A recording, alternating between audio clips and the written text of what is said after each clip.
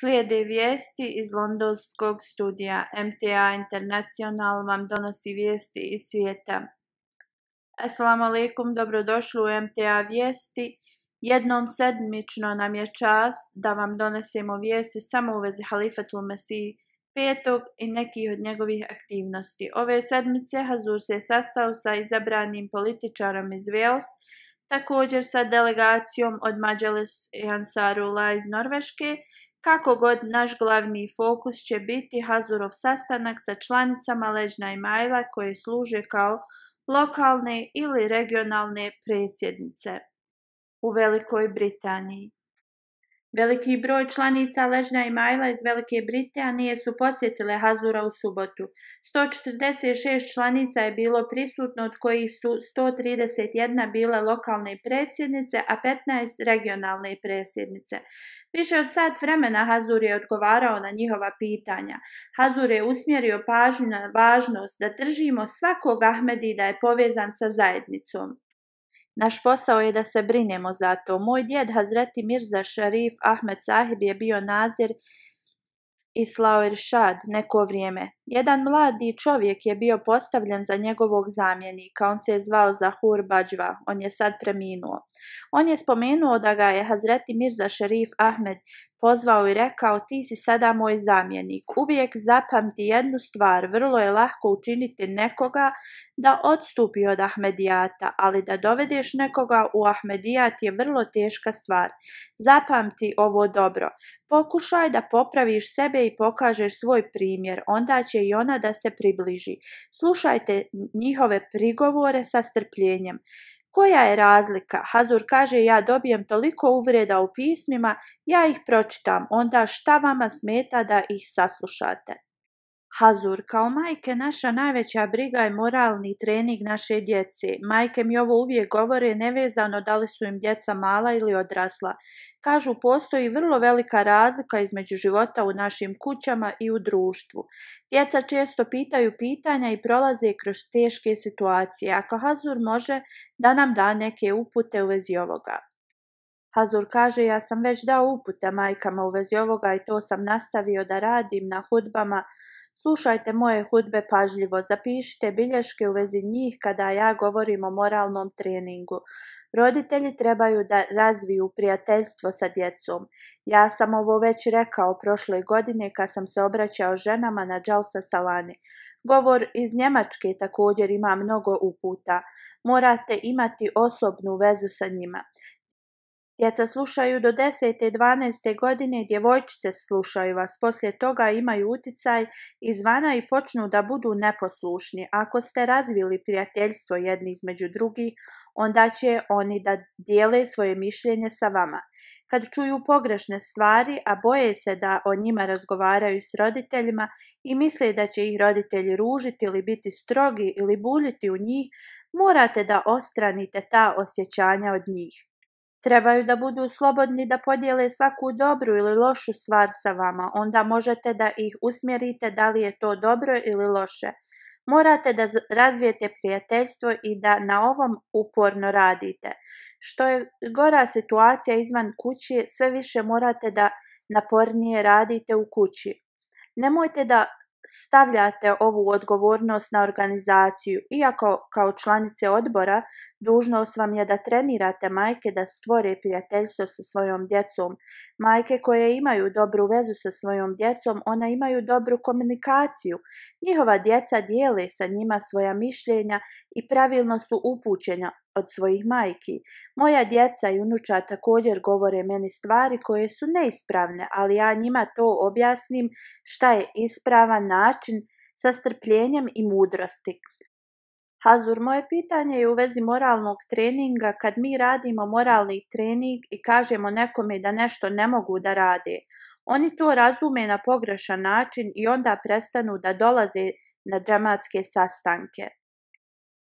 Ja sam već mnogo toga rekao u vezi moralnog treninga. Morate da imate sopstvenu vezu sa njima i da im objasnite lično.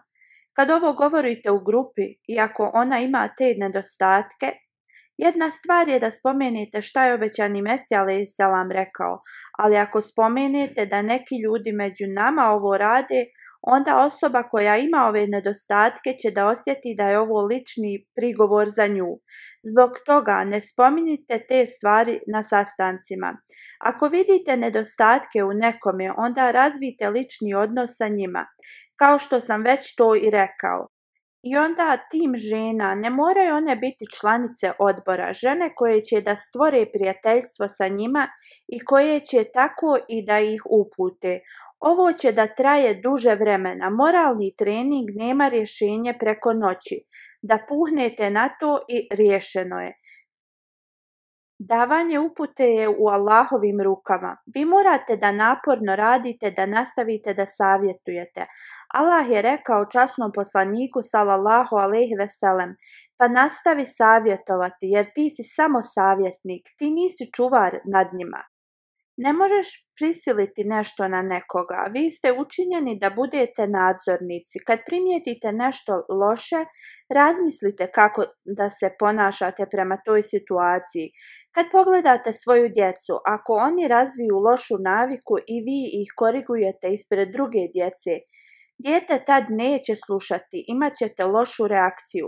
Kako god, ako mu objasnite nasamo, onda će da sluša radi majkine nježnosti. Ovo je metoda koju treba da razvijete. Knjiga je izdana nekoliko dana prije. Hazreti Ćoti Apa Merijem Sidika sahiba je napisala svoje sjećanje u vezi Muslim Mauda radijallahu anhu. Tu je spomenula da je Hazreti Muslim Maud nekada korigovao svoju djecu ako bi uradili nešto loše. Jednom je on ružio svoje dijete i ona je čula glas. Otišla je odakle je glas dolazio. Kako god, vidjela je da je ružio dijete i otišla je odatle. Iako je otišla, Hazreti Muslim Maud radijallahu anhu je upitao, zašto sam ja došla tu kad sam znala da je on ružio dijete? Ovo će da utječe na dijete i osjećat će se osramoćenim. Iako je ona bila maćeha tom djetetu, ona mu je bila kao majka, bez obzira Hazreti Muslim Maud ju je zaustavio da ulazi tu. Onda morate da radite ovaj posao imajući ovo na umu. Hazur, u mojoj halki ima 77 žena. Kako god imamo 23 žene koje nisu uopšte aktivne. One kažu da uzmemo njihovu članarinu od njih, ali što se tiče sastanaka i programa da ih u to ne uključujemo.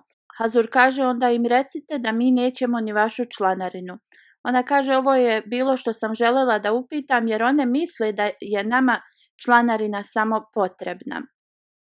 Hazur kaže, recite vi njima, nemojte vi plaćati članarinu, dođite vi na sastanak, jer ako budu prisustvovale na džematskim sastancima, dobit će moralni trening. Onda će da shvate koja je važnost davanja i same od sebe će početi da ih plaćaju. Vrijeme koje si uložila na prikupljanje članarine, da li si ikad uložila toliko truda za tablik, za vjersko učenje? Sekretarice za moralni trening ili za širenje vjere nisu aktivne kao sekretarice za financije. Da se moralni trening radi kako treba, onda ne bi imali bračne probleme sa članarinom i onda ne bi imali nikakvih nedostataka u namazima kod kuće. Također, moralni trening djece će da bude uspješan. Ležna, Hudamul Ahmedija, Ansar i džemat. Sve bi postalo u redu. Zbog toga ja govorim da se fokusiramo na sekretare terbijata moralnog treninga, a ostalo će da dođe na svoje. Niti će ih morati tad da pitate za donacije, niti da dođu na sastanke. Assalamu alaikum Hazuri, ja sam sa južno-zapadnog regiona, zovem se Sadija. Moje pitanje je u vezi članarine, kao što je Čenda Am, Vasija, Tahrike Jadid, Vakfe Jadid, Humanity First i sve ostale britanske dobrovoljne organizacije. Da li su bilo koje od njih više blagoslovljene? I kad damo svoje obavezne donacije, poslije toga koje su više važnije? Hazur kaže, koje su obavezne, te su najvažnije i to je tvoja obaveza. Ti kao član Ahmedija muslimanske zajednice si se obavezala da naravno ako si član koji je zaposlen, da ćeš plaćati toliko i toliko na svoju zaradu. Ako si musi 1/10, ako nisi onda je 1/16. I tu su još neke čende kao Tahrike Džedid i Vakfe Džedid i one su tvoja obaveza do neke mjere. Ali poslije toga ako imaš ostatak novca ili ako želiš da budeš član nekih drugih dobrotvornih organizacija, naravno da imaš opciju i možeš da uradiš. Ja plaćam u neke dobrovoljne organizacije kao što je Spasimo djecu i još neke druge u Britaniji i internacionalne organizacije također. Jednom kad sam uplatio, oni sad kad god prikupljaju donacije šalju mi da uplatim ponovo i ja sam i nastavio da doniram. To je sve do tebe, ali zapamti da imaš neke obaveze. Kad to ispuniš, onda si slobodna da radiš kako hoćeš. Sljedeće pitanje. Assalamu alaikum Hazur, ponekad argumenti roditelja u kući utiču na dječje zadovoljstvo i školovanje. U nekim situacijama djeca su razvila nervozu i depresiju. Kako da pomognemo ovoj djeci i roditeljima? Hazur kaže, prvo popravi sebe i svoje članove odbora. Hazur pita gospođu koja je pitala prošlo pitanje da li razumije Urdu, jer je pitala ga na engleski jezik. Ona odgovara da. Hazur kaže, znači prvo krećeš od sebe, pa onda svoje članice odbora. Učinite svoje kuće primjerom. Onda će članovi da vide primjer u vama i ponašat će se kako treba. Osim toga, na današnjici postoji vrlo mala tolerancija. Iz informacija širom svijeta vidim da je hula, to jest razvod zatražen od žene, veći od razvoda traženog od muškarca. I kad razgledamo situaciju, pažljivo vidimo da je razlog bio sitnica i razvod za brak je odmah podnesen od žene. Ja se slažem da postoji nepravednost sa strane muškaraca, ali ponekad neke stvari se mogu riješiti kako god žene odluče radi jedne ili dvije nepravdi da ne žele da to riješe ili ta žena ne pita džemat za pomoć. Kad ove situacije dođu do mene, ja im kažem, radi svoje djece, majka i otac, oba dvoje trebaju da se žrtvuju. Često kažem očevima da su oni kavam. Kur'an ih je nazvao da su oni zaštitnici žena. Prema ovome oni trebaju da imaju veću toleranciju i da se žrtvuju za svoju djecu. Ovaj savjet treba da se uvijek daje jer je ovo naređenje iz Kur'ana. Nije napisano da možemo natjerati nekoga da prati upute.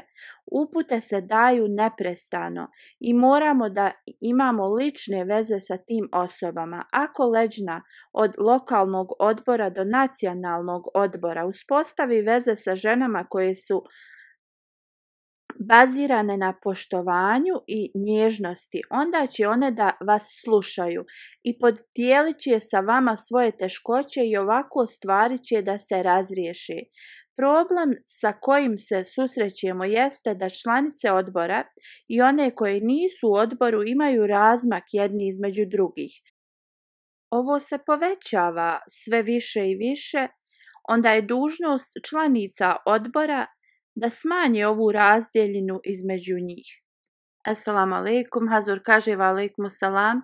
Moje pitanje je, živim u ovom mjestu 13 godina, imaju neki ljudi koji su također u tom mjestu 13 godina, kako god oni nemaju kontakt sa džematom to cijelo vrijeme.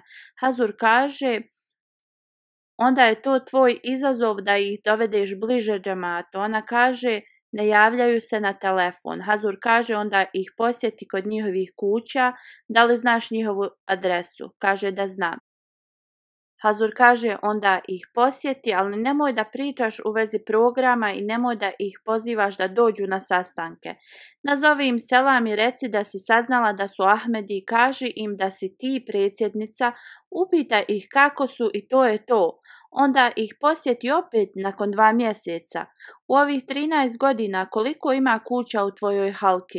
Koliko ima žena u tvojoj halki? Ona kaže 87. Hazur kaže, od tih 87 da li je 10 žena koje su neaktivne ili 47.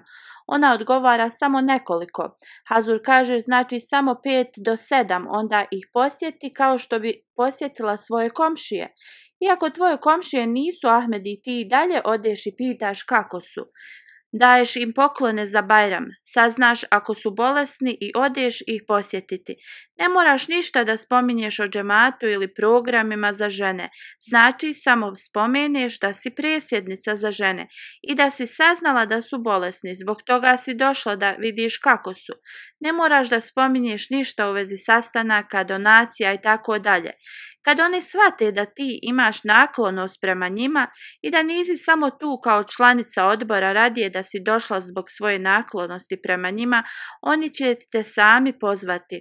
Ovo je samo jedan primjer, postoje mnogi drugi načini na koji ih možeš da vratiš u džemat. Vidio sam mnogo primjera ljudi koji su usvojili ovaj savjet. Ljudi su postali bliski s džematom kao rezultat ovoga. Ovo je za sve vas, slušajte moje hudbe pa onda dajte upute drugima. Bilo to da ih dajete nasirat ili leđni, iako nije to direktno namijenjeno za njih, u njima ima neki savjet. Ponekad neka mala stvar ima toliki uticaj na osobu da ih dovede na pravi put.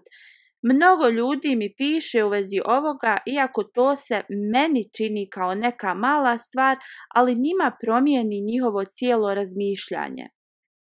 Ovo smo izdvojili od nekih Hazurovih aktivnosti iz prošle sedmice, završavamo sa kratkim sadržajem hudbe. Ove sedmice Hazur je govorio u vezi predskazanja o obećanom sinu. Obećani Mesija alejhiselam je dobio ovo predskazanje 20. februara 1886. godine. Ovo predskazanje sadrži znak istinitosti obećanog Mesija alejhiselama i Allahove pomoći prema njemu. Prema ovom predskazanju taj sin je rođen 12. januara 1889. godine i dato mu je ime Mirza Bašurudin Mahmud Ahmad. Poslije je izabran za drugog halifu Ahmedije muslimanske zajednice. Hazur je naveo događaje iz života Muslih Mauda i spomenuo je kako je on bio ispunjenje tog predskazanja. Hazur je spomenuo važnosti ovog predskazanja i u vezi istinitosti u riječima obećanog Mesija alejhiselama, da uzvišeni Allah podari hiljadama blagoslova na njegovu dušu.